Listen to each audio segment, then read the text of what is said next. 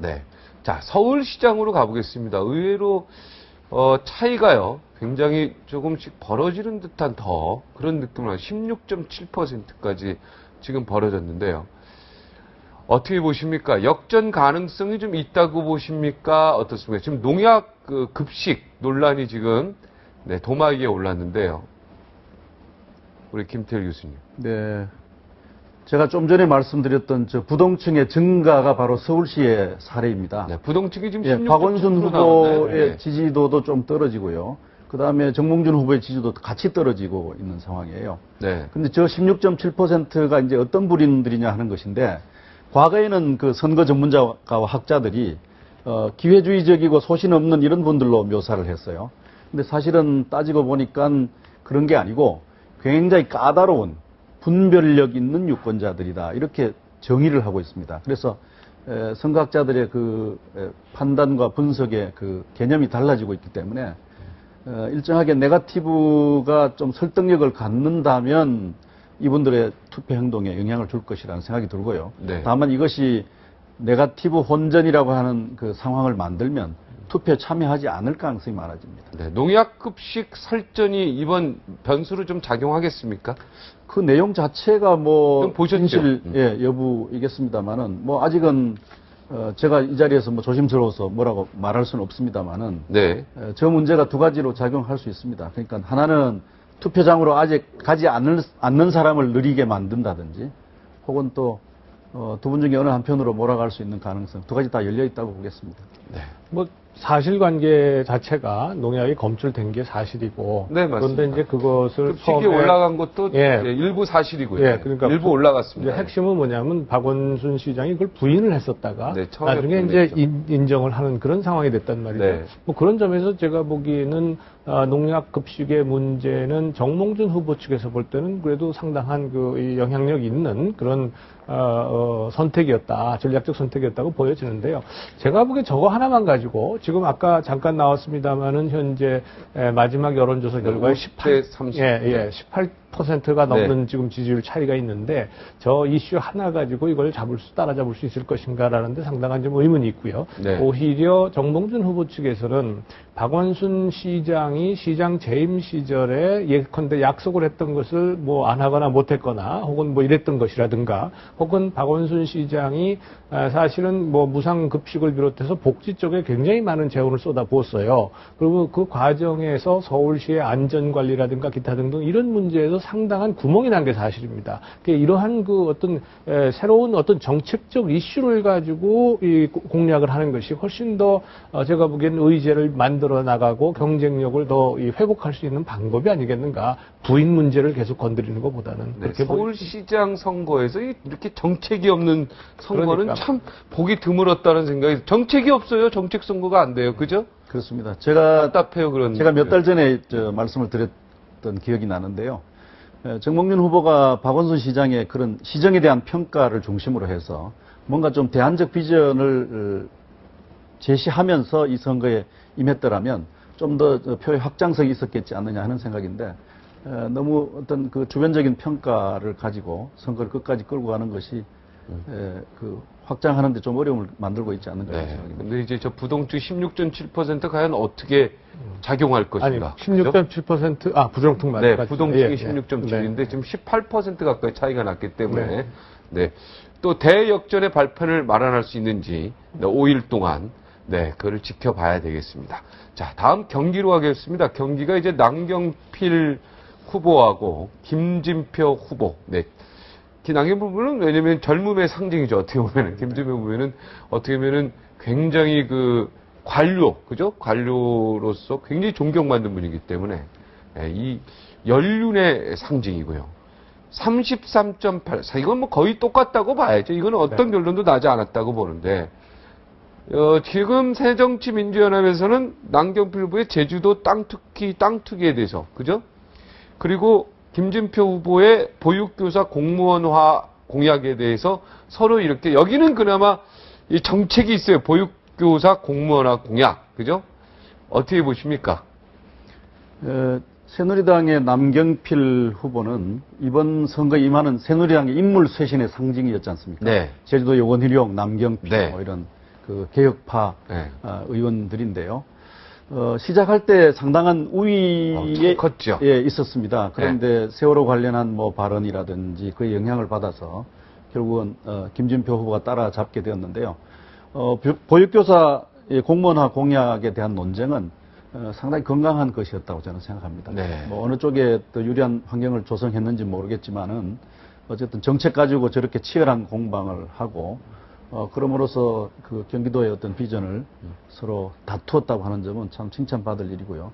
그 다음에 제주도 땅 투기 의혹 이런 문제는 저는 막판에 서로 자기 진영을 강화하는 효과는 있겠지만 실제로 상대편의 지지를 이미 정해버린 사람들을 그 빼앗아 올 수 있는 그런 전환 효과는 그다지 크지 않을 것이다. 저는 그렇게 생각합니다. 그래서 막판까지 아마 혼전하지 않겠느냐 이렇게. 제주도 땅 산 게 한 30년 전 일의 이야기라서 30년 전에 있는 그러니까 땅 투기라는 게 개념이 사고 팔고 해서 계속 이득을 남기고 또 막 어디 투자하고 이런 개념인데 그렇습니다. 땅을 한번 사놓고 30년, 50년, 100년씩 갖고 있는 사람한테 땅 투기냐 요거는 조금 단어가 저도 네. 부동산 기자를 했었죠. 부동산 담당 기자를 했었지만 땅 투기라는 건 사고 팔고 오를 때 이런 거 아닙니까? 그렇죠. 그 네. 급등 지역에 대한 것, 네. 이렇게 과거에 이제 우리가 개발 그 효과 때문에 그런 네. 걸 많이 했잖아요. 그래서 그건데 이제 아직까지도 지금 땅 투기 문제를 제기한 땅만 사면 투기예요 이제는. 네, 땅만 그러니까. 사면 투기. 그러면 부동산 시장이 지금 침체돼 있는데 그럼 어떡하자는 네. 얘기냐 이런 얘기도 할 수가 있겠죠. 서로 땅 사지 말자 이겁니까? 뭐 저는 네. 제가 보기에는 지금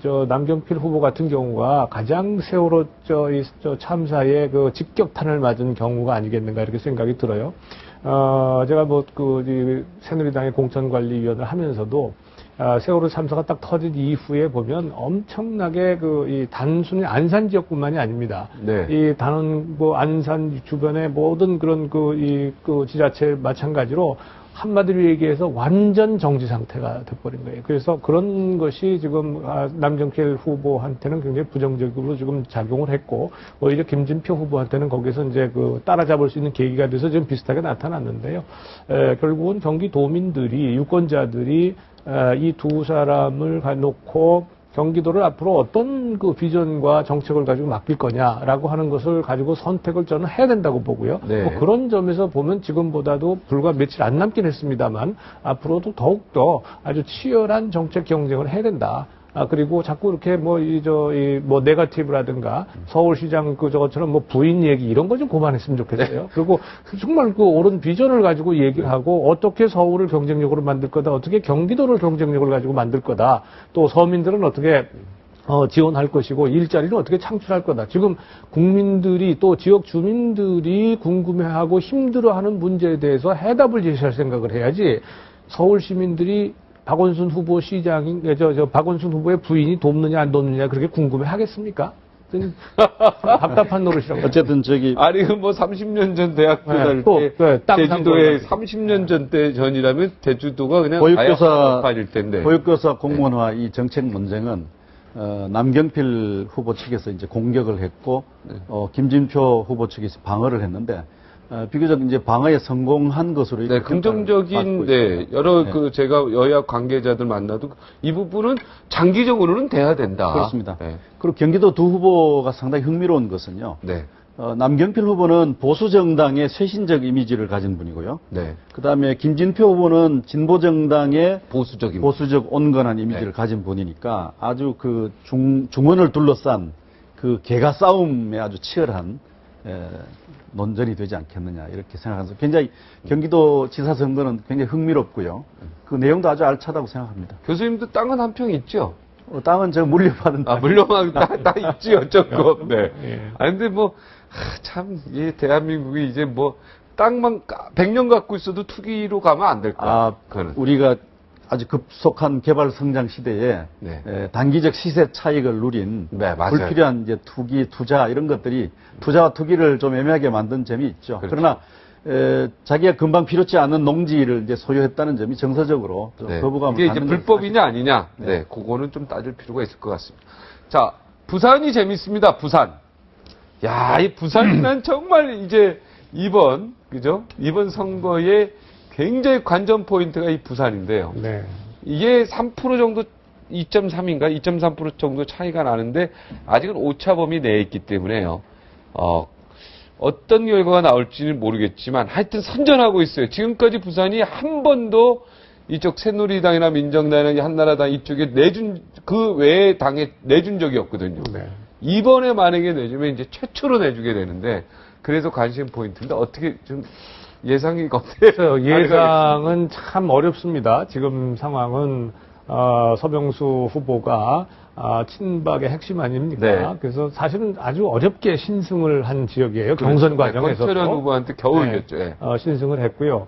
오거돈 후보가 무소속을 선택을 했단 말이죠. 네. 사실은 오거돈 후보가 과거에 민주당 후보로 나온 적이 있었습니다. 네, 있었죠, 한 번. 그때 뭐 상당한 차이로 패배를 했고 네. 오히려 무소속이 지금 그 경쟁력을 좀 보여주고 있는 것인데요. 네. 실질적으로는 이제 안철수 공동 대표가 원래 그쪽으로 끌어들이려고 했던 그런 후보였고요. 네. 예, 부산 시민들이 이걸 어떻게 받아들이냐는 문제가 좀 저는 큰 관건인 것 같고요. 조금 경쟁 뭐라 그럴까요? 좀 구도가 좀 묘하게 된 이유는 대구의 권영진 후보가 지금 이제 절대로 가덕도로 가는 건 안 된다. 동남권 신공항에 대해서 네. 이러고 지금 나서고 있단 말이죠. 네. 또 그러니까 서병수 후보는 이걸 끌어와야 되는 입장이고요. 네. 그래서 사실 그런 공약이라고 지난 대선 공약에 있었던 것을 가지고 지금 그야말로 부산 경남하고 지금 대구 경북이 지금 경쟁하는 그런 구도이기 때문에 지금 서병수 후보로서도 참 마땅치 않은 그런 상황이고요. 그럼에도 불구하고 저는 조심스럽게 부산 같은 경우에 오거돈 후보가 이기기에는 쉽지 않겠는가. 지난번에 막상 표 뚜껑 열어보면 쉽지 그렇습니다. 않다. 예, 그전에 이정현 후보가 광주에서 그렇게 여론조사에서는 15% 이상으로 이기다가 뚜껑 열어보니까 졌단 말이죠. 네. 저도 아주 한참 졌거든요. 뭐 그렇게까지 차이는 안 나겠습니다만은 그래도 역시 뭐 실제 막판에 투표는 신승할 것이다. 실제 투표는 좀 달라지지 않겠나 이렇게 서병수 봅니다. 후보가. 예. 나중에 광주 얘기도 하겠습니다만은 현재 부산의 저 현상은요. 네. 누가 이기든 간에 87년 이후에 지역 할거 구도가 좀 균열이 생기기 아니냐 이런 이제 조짐을 우리가 확인할 수 있습니다. 이건 한국 정치사의 중요한 변화의 조짐이기 때문에 네. 대단히 흥미로운 점이라고 볼 수 있어요. 왜냐하면 사실 뭐 부산 광주라고 하는 것은 지금까지는 막대기만 꽂아도 당선된다고 할 정도로 일당 지배가 지배적이었지 않습니까? 광주도 역시 무소속이 지금 약진하고 있고 부산도 마찬가지입니다. 그래서 그 지역을 지배하고 있는 그 지역주의 정당이 과거에는 아무렇게나 함부로 행동했던 것이 이제는 그렇게 함부로 할 수 없다. 이런 이제 경고 사인이 들어온 거라고 볼 수 있습니다. 네. 광주도 무소속이 그렇게 어찌됐든 정치 발전을 위해서 굉장히 좋은 점이라고 볼 수 있죠. 저도 이 광주하고 부산이 많이 바뀌게 되면 네.